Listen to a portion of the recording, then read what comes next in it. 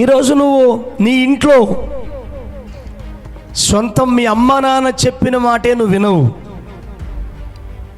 ఇక ఏరే వాళ్ళు చెప్తే ఏమి వింటావు చెప్పు నువ్వు?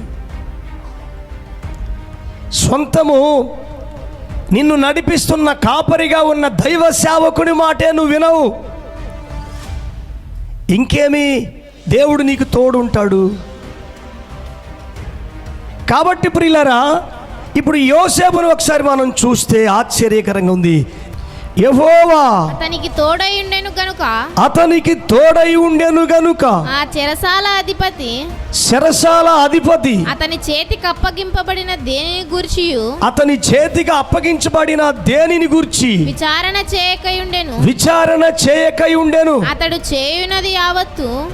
చేయునది యావత్తు యెహోవా సఫలమగునట్టు చేసెను. చప్పట్లు కొట్టండి గట్టిగా, హల్లెలూయా.